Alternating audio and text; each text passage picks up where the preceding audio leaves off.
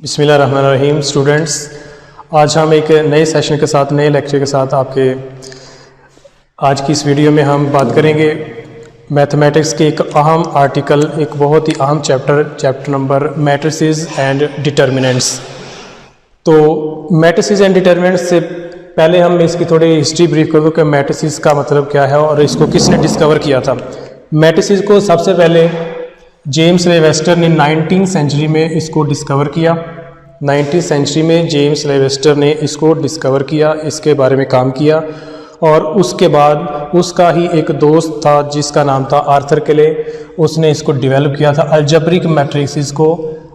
जब उसने अपना एक पेपर, रिसर्च पेपर लिखा, दो उसने पेपर लिखे, उसने इसको 1815 में इसको मैट्रिसेस को जो है पब्लिश किया था, इसके बारे में काम किया था।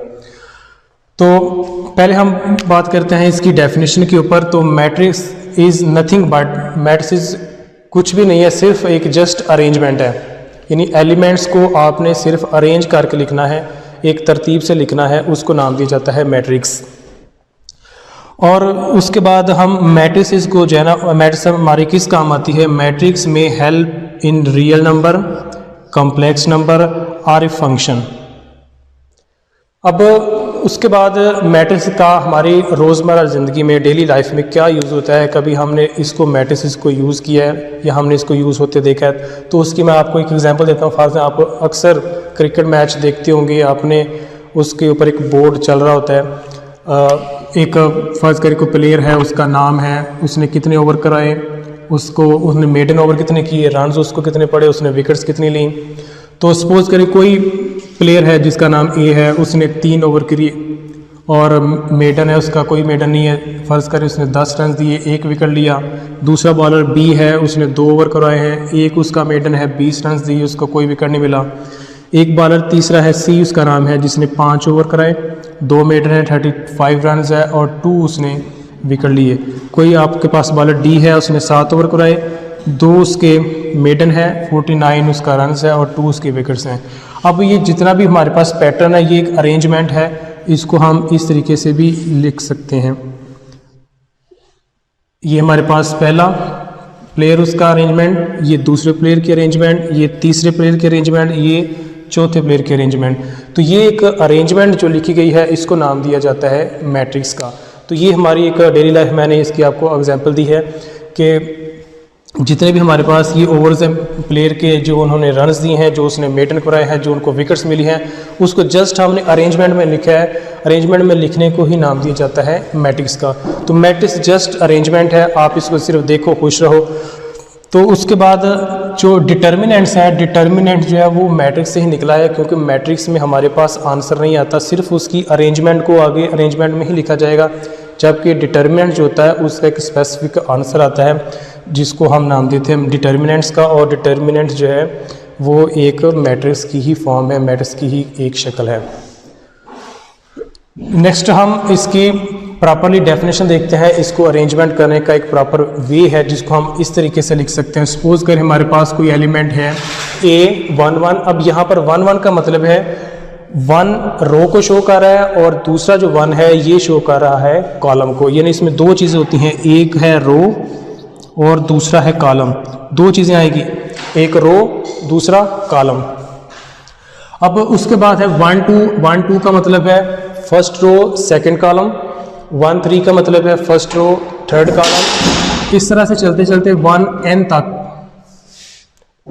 उसके बाद दूसरे हम second row first column, second row second column, second row third column up to so on.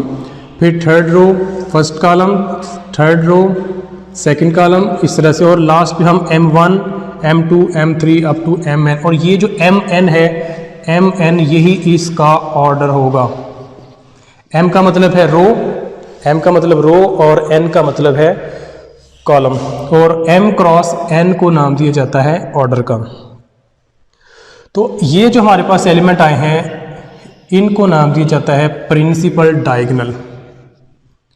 इनका नाम है प्रिंसिपल, ये एलिमेंट का नाम होगा इसका प्रिंसिपल डायगोनल। अब इस प्रिंसिपल डायगोनल के अपर साइड पे ऊपर एक ट्रायंगल बन रही है और एक उसके ये एक नीचे ट्रायंगल बन गई और एक उसके ऊपर वाला ट्रायंगल बन गया।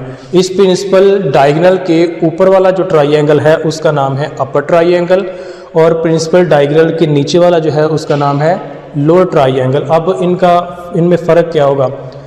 जो प्रिंसिपल डायगोनल के ऊपर वाले एलिमेंट है, फॉर एग्जांपल ये एलिमेंट है, फर्स्ट एलिमेंट शो कर रहा है आई और सेकंड एलिमेंट सपोज कर इसका नाम है जे, यानी आई जो है वो लेस देन होगा जे से, यानी कॉमन इसका नेम हम ए आई जे लिख सकते हैं। ए आई जे क्या है? एलिमेंट को लिखने का एक कोड है, एलिमेंट कोड कह सकते हैं इसको। इसमें आई जो है वो लेस होगा जे से, इसका नाम है अपर ट्रायंगुलर।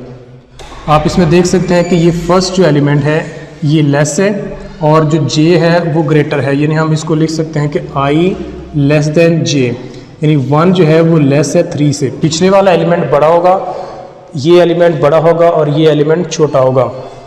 तो जो अपर ट्रायंगुलर है उसमें आई जो होता है वो हमेशा जे से छोटा होगा।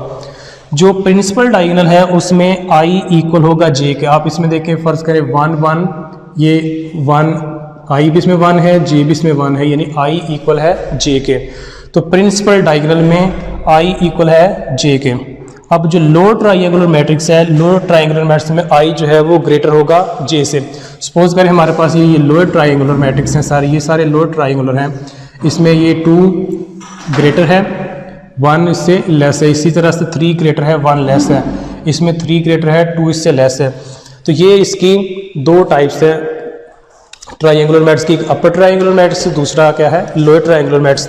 तो अपर ट्रायंगुलर मैट्रिक्स में आई लेस होगा जे से और प्रिंसिपल डायगोनल में आई इक्वल होगा जे के। लोअर ट्रायंगुलर मैट्रिक्स में आई जो है वो जे से ग्रेटर होगा। ठीक है, थैंक यू वेरी मच।